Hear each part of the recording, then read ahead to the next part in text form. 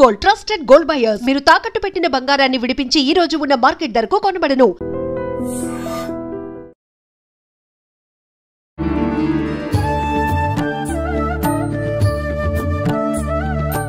నమస్కారం, welcome to iDream. ధర్మ మార్గం విత్ విజిత కార్యక్రమానికి స్వాగతం. ప్రస్తుతం మనతో పాటు ఉన్నారు ప్రముఖ ఆధ్యాత్మికవేత్త ప్రొఫెసర్ సత్యనారాయణ మూర్తి గారు. ఇప్పుడు వారితో మాట్లాడదాం.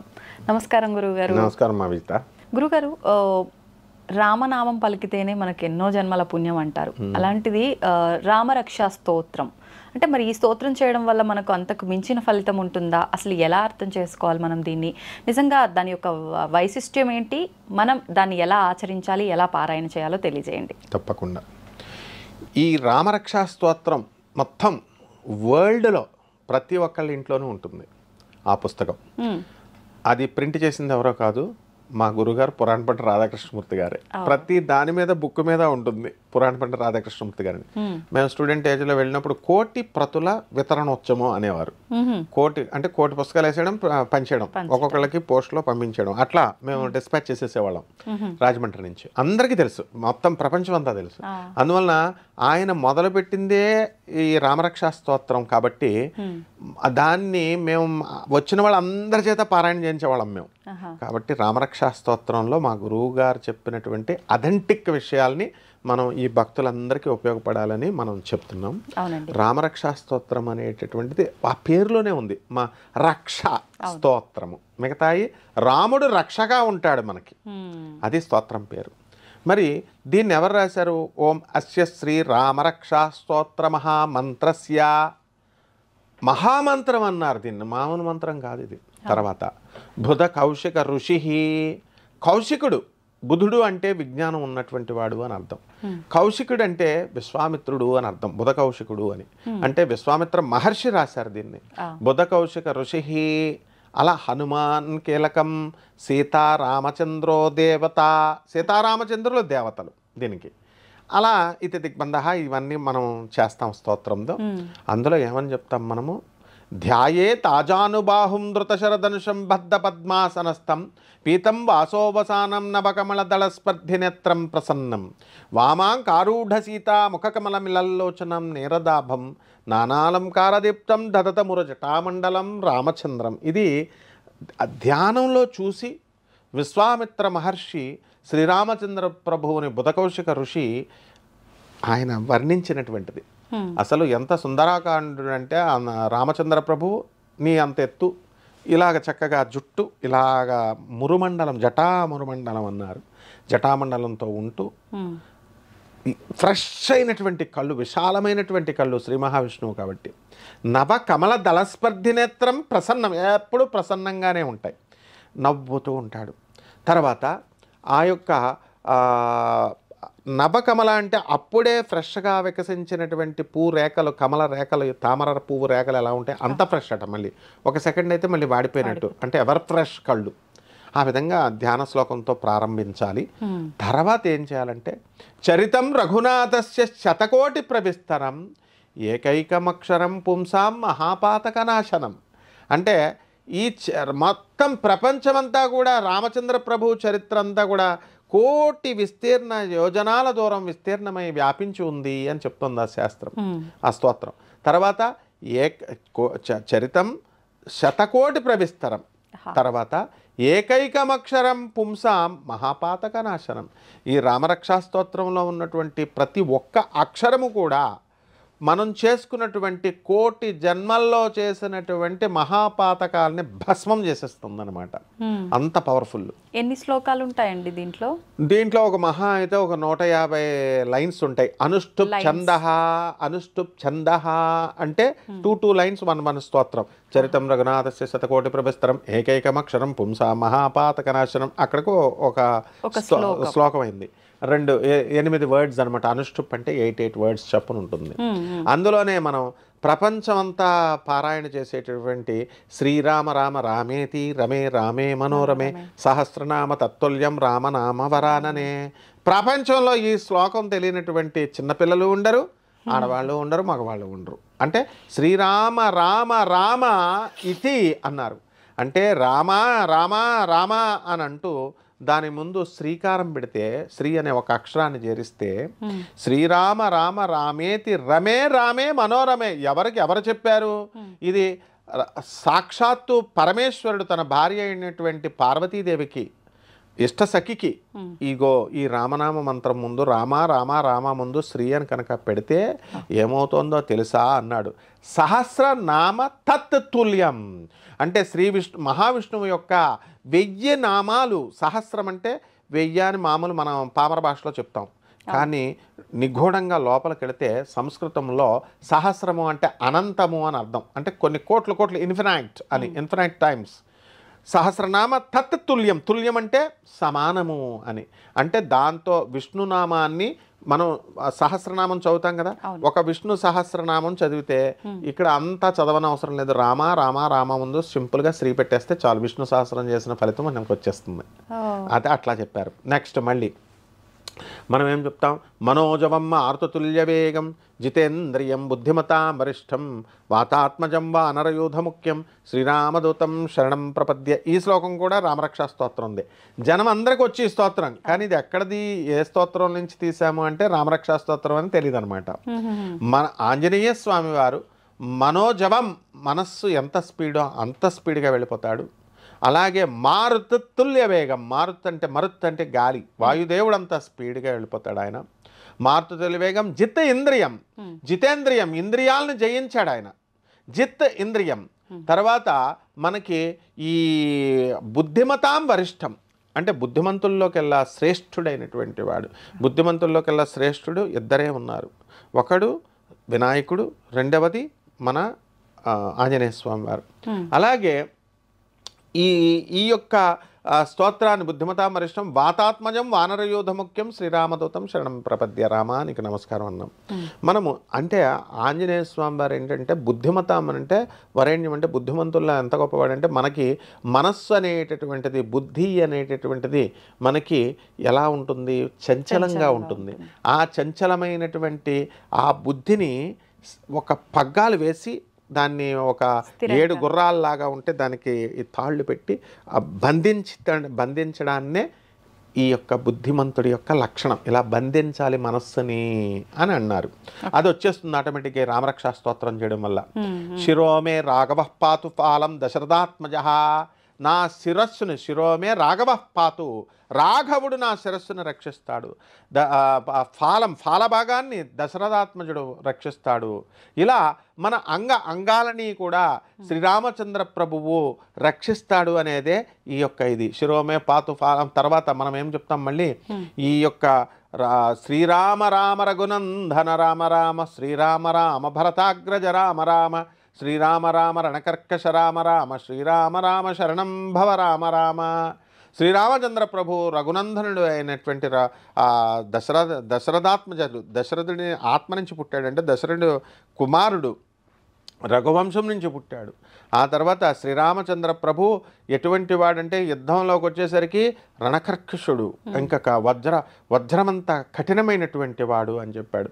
ఎలా ఉంటాడంట? జయ శివ స్వయంభో పశుపతే, శివుడు పశుపతే. మరి ఈ యొక్క సృష్టినంతటినీ కూడా ఆ పశువులకి, ఆ జీవులకి అన్నం పెట్టేటటువంటి వాడు శ్రీరామచంద్ర ప్రభు అన్నాడు.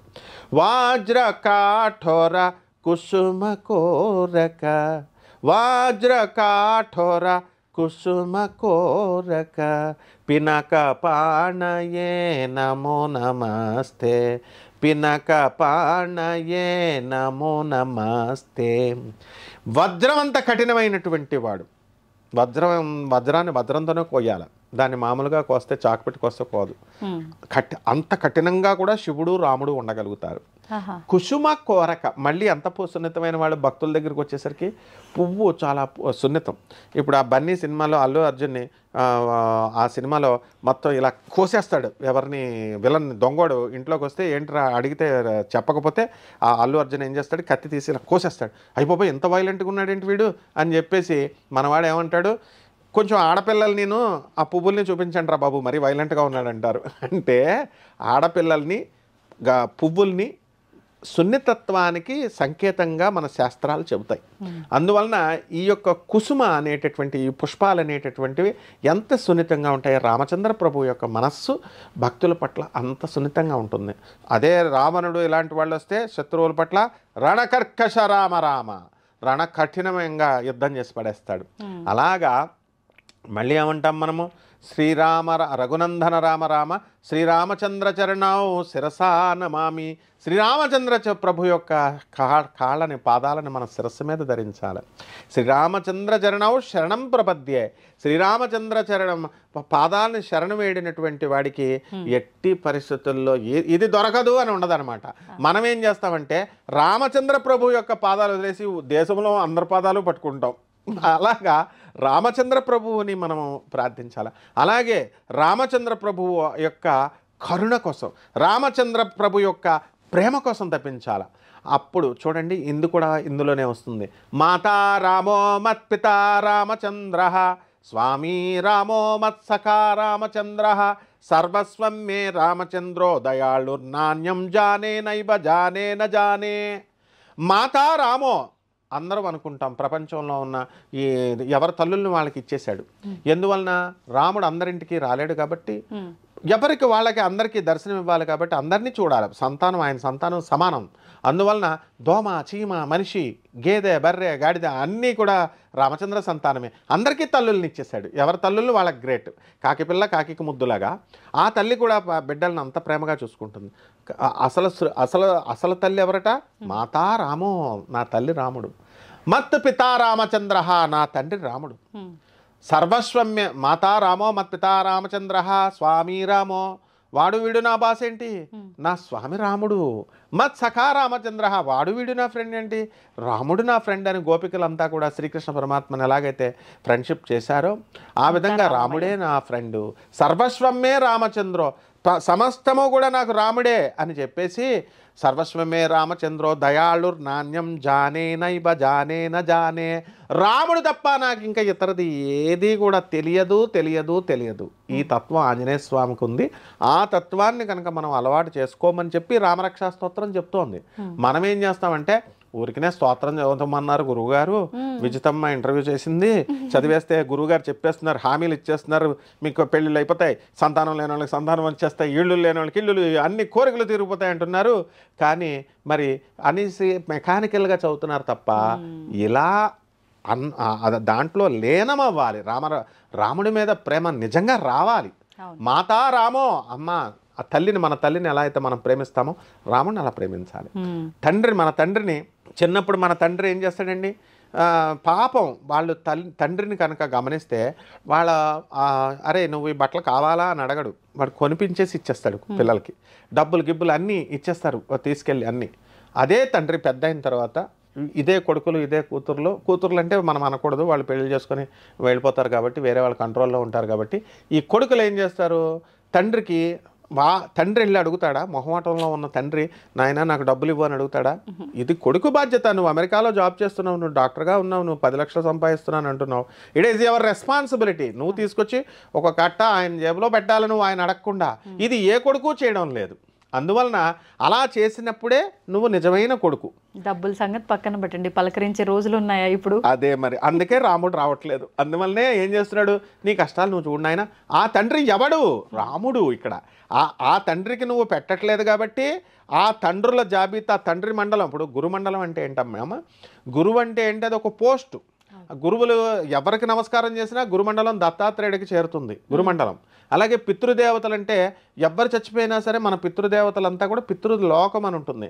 అలా పితృలోకం పితృలోకం అని అంటాం కదా. అలాగే తండ్రి స్థానము ఎవరికి వెళ్ళినా మన తండ్రులను మనం గౌరవించినప్పుడు, మన తండ్రులు మనం ఇవ్వనప్పుడు రాముడు ఎట్టి పరిస్థితుల్లో 108 సార్లు పారాయణ చేసినా కూడా రాడు. ఫస్ట్ మనము వృద్ధులైనటువంటి ఆ తల్లిదండ్రులని మనం చూడాలి, వాళ్ళు అడగకుండా ఇవ్వాలి వీళ్ళు.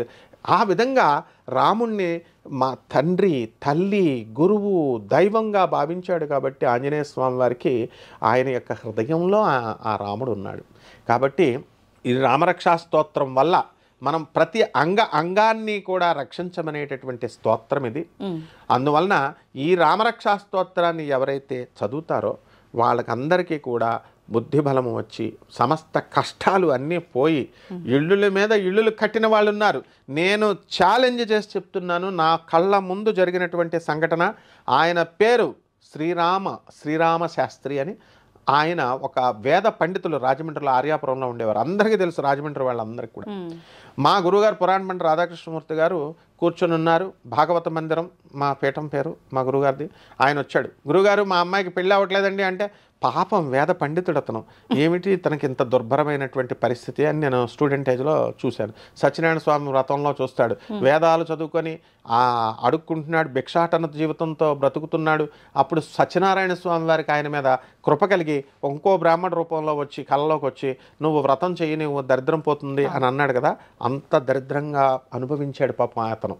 అలాగ ఉన్నప్పుడు నేను చూడగానే ఒక్కసారి స్టన్ అయ్యాను. అటువంటి ఆయనకి మా గురుగారు నా కళ్ళ ముందు చెప్పారు, నేను స్టూడెంట్ ఏజ్లో ఉండగా, నాయనా నువ్వు రామరక్షా స్తోత్రం చెయ్యి, మీ అమ్మాయికి పెళ్ళి అయిపోతుంది అన్నాడు. కట్నం ఇవ్వకుండా పెళ్ళి అయిపోతుంది అంటే, ఆయన కరెక్ట్గా ఎన్రోల్ చేయాలి గురుగారు అన్నాడు. 41 days అన్నారు మండలం. ఈయన ఆ 41 days చేసేసిన తర్వాత ఎగ్జాక్ట్ వచ్చేసాడు ఆయన. నేనున్నాను, అదే టైంలో రాముడు నన్ను అక్కడ ఉంచేలా చేశాడు. వచ్చేసి, గురుగారు మీరు చేయమన్నారండి. వాళ్ళిద్దరు ఫ్రెండ్సే, గురుగారు అంటారు మా గురుగారిని. ఆయన కూడా మా గురుగారి కంటే పెద్ద వయసు ఆయన. అయితే ఏమన్నారు, గురుగారు మీరు చేయమన్నారండి, మరి నేను చేశామండి. చేస్తే మీరేం చెప్పారండి, మా అమ్మాయికి పెళ్లి సంబంధం వస్తుంది అన్నారు. 41 daysలో రాలేదండి అన్నారు. అప్పుడు మా గురువుగారు ఏమన్నారు, నాయన ఇంకొక మండలం చెయ్యి అన్నారు మా గురువుగారు. అప్పుడు ఏమన్నారు ఆయన, ఇంకోసారి చెయ్యి, ఇంకో మండలంలో వచ్చేస్తుంది అన్నారు. అని ఆయన ఏమన్నారు, పెళ్లి కొడుకు తలుపు తట్టి వస్తాడు నీ ఇంటికి అన్నాడు. అంటే ఈయనేం చేశాడు, మళ్ళీ వెళ్ళాడు. 41 days కాదు, 11 రోజులు 12 రోజులు చేశాడు. నాకు గుర్తుందనమాట ఇప్పటికి కూడా. ఆయన వచ్చాడు, గురుగారు మీ రుణం తీర్చుకోలేనండి అన్నాడు. అబ్బా, అప్పుడేమో తిట్టడానికి వచ్చాడు, ఇప్పుడేమో మెచ్చుకుంటున్నాడు అనమాట. అందుకే మా గణపతి సచ్చిదానంద స్వామి వారు ఏమంటారంటే, ఒక శ్లోకం చెప్తారు, అది జీవిత సత్యం అనమాట. అందరూ ప్రపంచం అంతా నేర్చుకోవాలి. గురువు దగ్గరికి వచ్చినటువంటి వాడంట, వాడి కోరిక తీరిపోయిందనుకో, ఇంకా అయిపోయింది కదా, ఇంక గురువుగారితో పని ఏంటి అని చెప్పి వెళ్ళిపోతాడట. కోరిక తీరలేదనుకో, ఈ గురువుగారి దగ్గరికి ఎన్నిసార్లు తిరిగినా తీరట్లేదని వదిలేసి వెళ్ళిపోతాడట. అందువలన గురువు దగ్గరికి వచ్చేటటువంటి ఎవడైనా సరే కోరిక తీరిన వెళ్ళిపోతాడు, కోరిక తీరకపోయినా వెళ్ళిపోతాడని మా గురువుగారు గణపతి సచ్చిదానంద స్వామి వారు స్వయంగా మేము స్టూడెంట్స్ చేసేటప్పుడు మైసూరు ఆశ్రమంలో స్పీచ్లో చెప్పారు. అలా ఇతనేమో తిట్టడానికి వచ్చాడు కదా 41 days అని, ఇప్పుడేమో 11 రోజులు 12 రోజులకు వచ్చేసరికి వచ్చిందండి, గురుగారు వచ్చిందండి అన్నాడు. మరి ఎలా అప్పుడు 41 రోజులు చేసిన అవ్వండి, ఇప్పుడు ఎందుకు అయ్యింది? పొటెన్సీ సరిపోలేదు, శక్తి సరిపోవాలి కదా. అప్పుడు 2 ఇడ్లీ ఉంది, 2 ఇడ్లీ తింటే సరిపోలా, 4 ఇడ్లీలు తినాలా. This is called rational distribution అంటారు. Equal distribution is different, rational distribution is different. ఇప్పుడు ఎలా అంటే, ఈక్వల్ అంటే ఇప్పుడు మనం ఒక 4 ఉన్నామండి, ఒకడికి 6 ఇడ్లీలు తింటేనే కడుపు నిండుతుంది, ఒకడికి 4 ఇడ్లీలకే కడుపు నిండిపోతుంది అనుకుందాం. ఈక్వల్ డిస్ట్రిబ్యూషన్ అంటే 4 వేస్తే వాడికి నిండదు. రేషనల్ డిస్ట్రిబ్యూషన్ అంటే వాడికి 6 వేసి మిగతా వాడికి 4 వేసి 2 వేయాలి. రామరక్షా స్తోత్రం ఈజ్ రేషనల్ డిస్ట్రిబ్యూషన్ అనమాట. అంటే ఆ వ్యక్తి యొక్క కర్మలు పోవడానికి అతనికి 41 రోజులు ప్లస్ అనదర్ 12 రోజులు పట్టింది. వేరే వాడికి 40 రోజులకే అయిపోయింది. మా గురువుగారు అందుకే కదా అతను పాపం దరిద్ర బాధలు ఉన్నాడు కాబట్టి పొటెన్సీ ఎక్కువ పట్టింది అనమాట. వేరే వాళ్ళకి 40 రోజులకి అయిపోయింది కదా, ఈయనకు కూడా అయిపోద్ది అనుకుని అలా చెప్పారనమాట. ఇప్పుడు అండి 41 రోజులు చేయాలన్నారు కదా, మధ్యలోనే ఒకవేళ అనుకున్న సక్సెస్ అయింది అనుకోండి, అది కంటిన్యూ చేయాల్సిందేనా, అక్కడికి ఆపేస్తారా? ఆపేస్తారు జనం, చెయ్యరు. ఇప్పుడు అతను ఏం చేశాడో చెప్తా. అప్పుడు మా గురుగారికి యాంగ్జైటీ వచ్చి, ఎలా వచ్చింది సంబంధం అని అడిగారు. ఆయనండి వైజాగ్ వెళ్తున్నాడండి, ఆయన ఏదో పని మీద, పెళ్లి కొడుకు వచ్చి రాజమండ్రిలో మా అడ్రస్ తీసుకుని డోర్ కొట్టాడు, మీరు అన్నట్టు డోర్ కొట్టొచ్చాడండి, కట్నం లేకుండా చేసుకున్నాడంట. సో ఇది రామరక్షా స్తోత్రం లైవ్ ఎగ్జాంపుల్లో నేను కళ్ళతో చూసింది. తర్వాత మీరు అన్నట్టు ఈ యొక్క స్తోత్రం అయిపోగానే 41 daysకి చేసుకుంటారు జనం, ఒక కోరిక అయిపోతుంది. వాళ్ళు కంటిన్యూ చేసేటటువంటి భక్తులు చాలా తక్కువ మంది ఉంటారు, ఒక 5% ఉంటారు రాముడి మీద ప్రేమతో చేసేవాళ్ళు. మిగతా వాళ్ళు ఇంక మన పర్పస్ అయిపోయింది కదా, మళ్ళీ ఎప్పుడైనా నెక్స్ట్ కష్టం వచ్చినప్పుడు మనం చేద్దాము అని అనుకుంటారనమాట. సో ఆ విధంగా మళ్ళీ వాళ్ళకి ఏదైనా కష్టం వచ్చినప్పుడు చేయకుండా నిత్యపారాయణ చేసేవాడికి అసలు కష్టాలే రావు, అది అలవాటు చేసుకోవాలి. అందువలన ఆయన మహోత్సవం, అది రామరక్షా స్తోత్రం అంటే ఈ రోజున ఏ ప్రపంచంలో ప్రతి వాడి ఇంట్లో కూడా రామరక్షా స్తోత్ర జపం చేస్తారమ్మా. ఎందువల్లంటే అమ్మవారి యొక్క నామాల కంటే రాముడు అంటే తారక మంత్రము. అది పరమేశ్వరుడికి, సృష్టికి పరమేశ్వరుడి కంటే ముందు కూడా ఉంది రామతారక మంత్రం.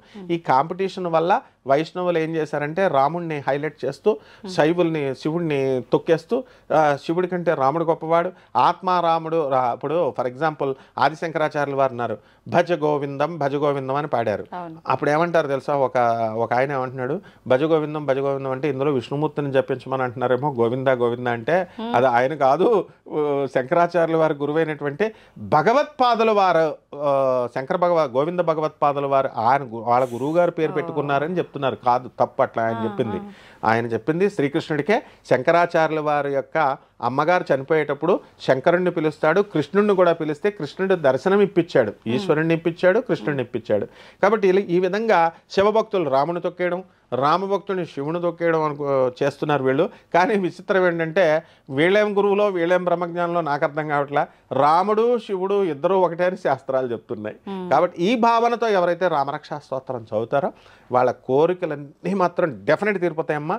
ఆ రామతారక మంత్రానికి ఉన్న పవరు, ఆ రాముడే మన గురువు అని క్లియర్గా శాస్త్రాలు చెప్తున్నాయి. కాబట్టి ఇలా కాంపిటీషన్లు పెట్టుకొని రాముని డౌన్ చేసి శివుని డౌన్ చేసే వాళ్ళని గురువులుగా అంగీకరించకుండా ఆ రామచంద్ర ప్రభువునే జగద్గురువుగా మనము ఆయన తత్వాన్ని, ఆయన మెటాఫిజిక్స్ని మనం చేసినప్పుడు ఈ రామరక్షా స్తోత్రం ఫలించి ఇమీడియట్ ఫలితాలు ఇస్తుందమ్మా. అద్భుతం అండి, చాలా చక్కటి వివరణ ఇచ్చారు. ధన్యవాదాలు. ధన్యవాదాలమ్మా.